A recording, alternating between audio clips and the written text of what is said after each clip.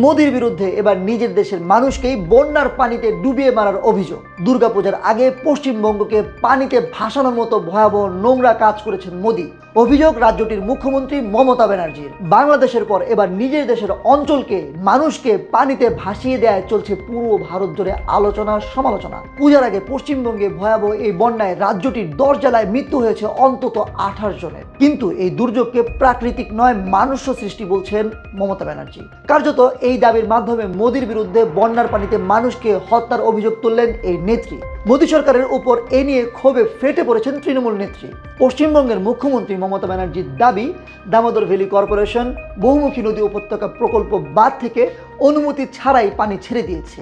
এ কারণে রাজ্যের 10টি জেলা প্লাবিত হয়েছে, এমনকি ডুবে গেছে বাড়িঘর ও ফসলের ক্ষেত। ক্ষতিগ্রস্ত হয়েছেন লাখো মানুষ।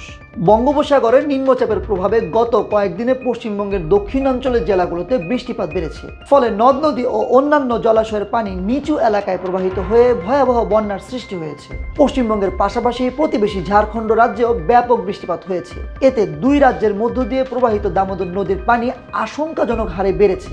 আবার এর মাঝে পশ্চিমবঙ্গের প্রতিবেশী রাজ্য ঝাড়খণ্ডের দামোদর নদী প্রকল্প কর্পোরেশন ডিভিসি বাঁধ খুলে দেয়। এতে নদীর উজানে থাকা ঝাড়খণ্ড থেকে ভাটির অঞ্চল পশ্চিমবঙ্গ অংশে 3 লাখ কিউসেক পানি প্রবেশ করে। প্লাবিত হয় পশ্চিম মেদিনীপুর, হুগলি, হাওড়া, বাঁকুড়া, পুরুলিয়া, পূর্ব বর্ধমান ও পশ্চিম বর্ধমানের মতো জেলাগুলো।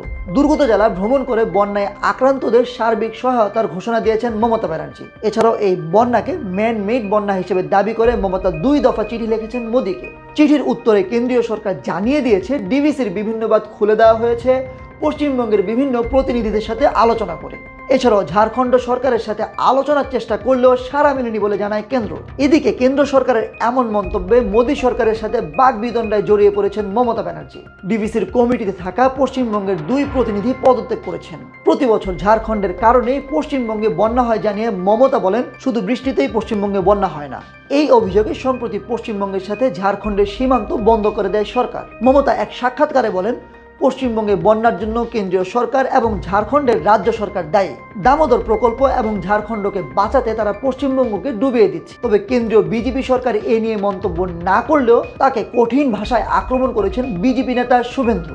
এই বন্যা নিয়ে ডিভিসির সাথে সম্পর্ক ছিন্ন করায় মমতা তীব্র সমালোচনা করেন শুভেন্দু অধিকারী। তিনি বলেন, কার্যত এ কারণে রাজ্যের 9 জেলা বিদ্যুৎ থেকে বঞ্চিত হওয়ার মুখে। সম্প্রতি বাংলাদেশের ভয়াবহ বন্যায় ফেনী, কুমিল্লা, নোয়াখালী সহ বেশ কয়েকটি জেলা প্লাবিত হয়। ঢাকার সাথে আলোচনা না করে মোদী সরকার বাঁধ খুলে দেয়। নজিরবিহীন এই বন্যায় ক্ষতিগ্রস্ত হয় লক্ষাধিক মানুষ। এবার নিজের দেশেও আরেক রাজনৈতিক দলের নিয়ন্ত্রিত রাজ্যকে ডুবিয়ে দেওয়ার অভিযোগ মোদীর বিরুদ্ধে। বিষয়গুলো এবার কিভাবে সামাল দেবে বিজেপি সরকার, এটাই এখন দেখার বিষয়।